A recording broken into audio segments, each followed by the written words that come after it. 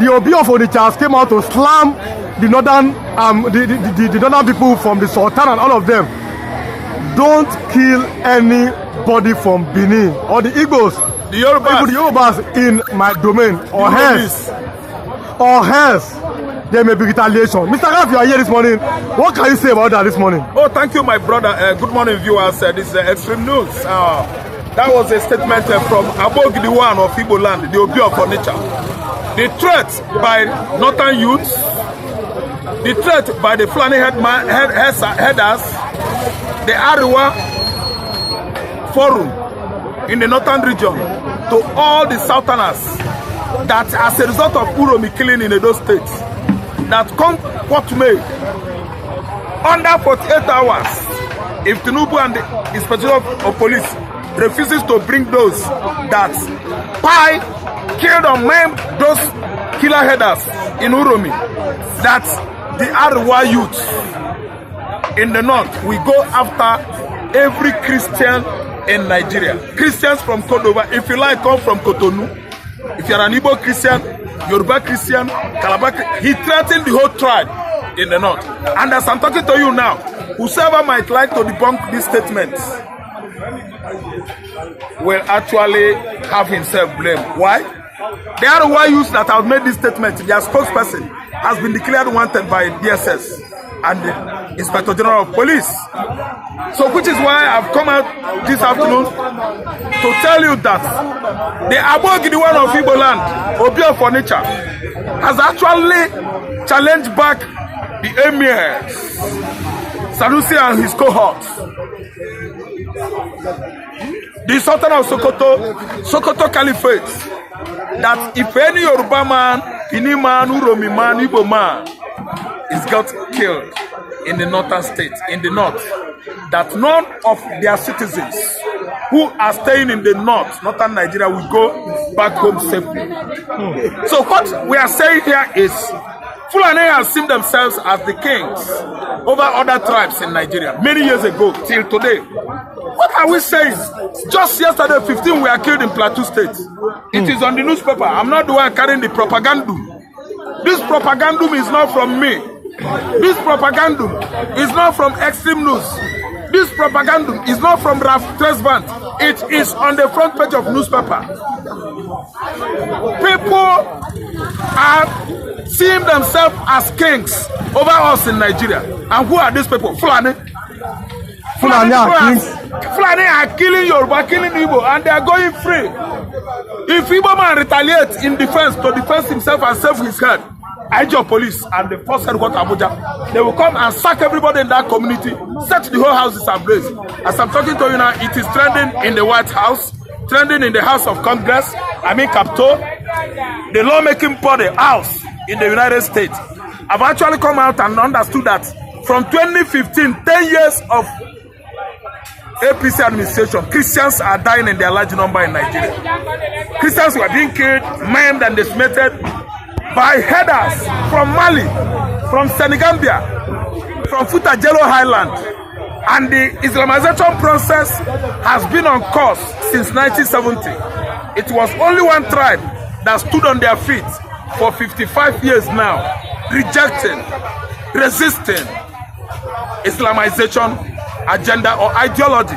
And only that one tribe is a tribe from the southeastern hemisphere of Nigeria, the Igbos. We said no to Islamization.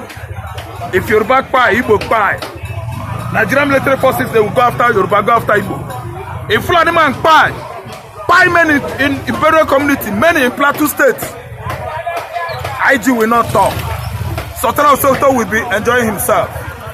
Emir of Kano will say his headers clash with farmers. Nobody is a farmer in Nigeria.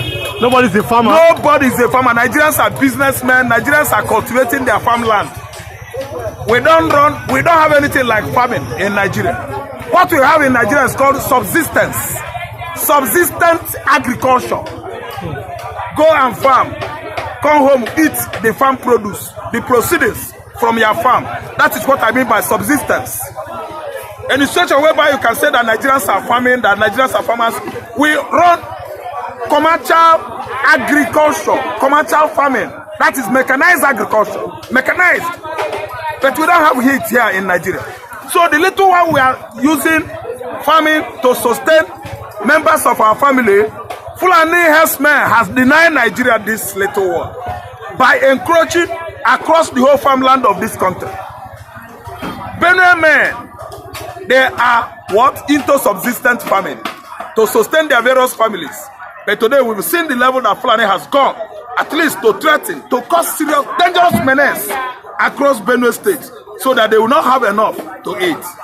As I'm talking right now, the Western world are watching on the screen how Fulani herdsmen have been uprooting cassava tubers, yam tubers, that Benue people, the Anambra people, the Igbos, cultivated on their farmland. Feeding it to their animals, feeding it to their cows, goats. Is this inhuman?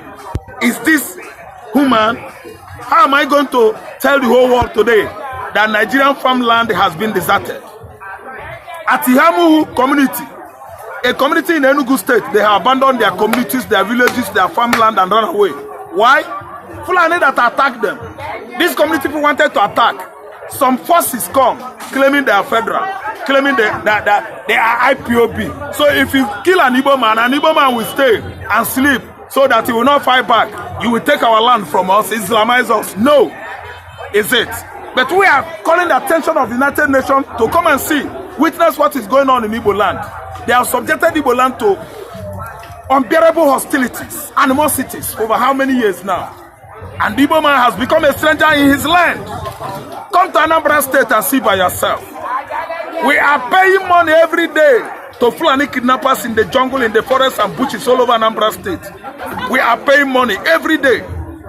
And some people will say, don't talk. If you talk, they will carry you. Come and carry me. If you carry me, come and carry my own monna. See, let me tell you. We are moving forward to sustain our land, our culture, customs and tradition.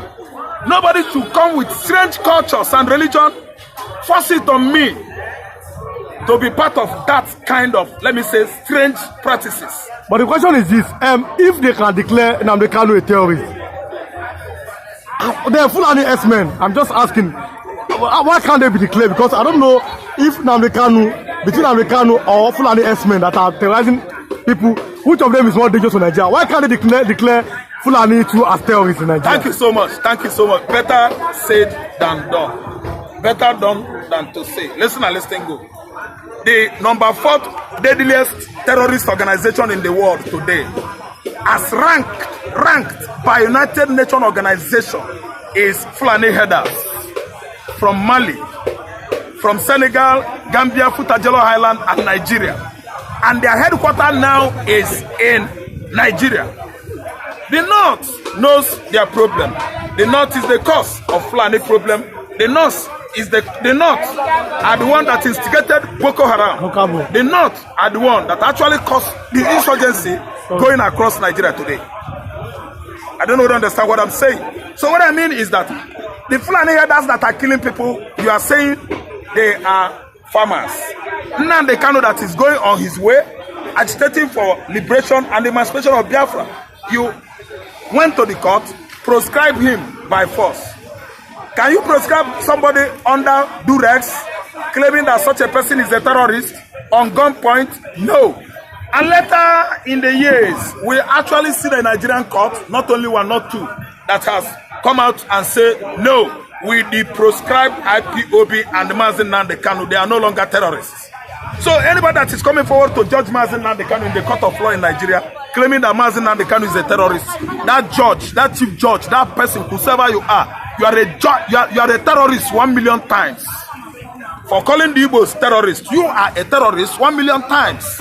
What we are saying here is that Uromi community has been subjected to this kind of intimidation for almost 1 week now. They are not sleeping. Everybody, the whole security agencies in Nigeria are all over the place. Even the local vigilante, working hard.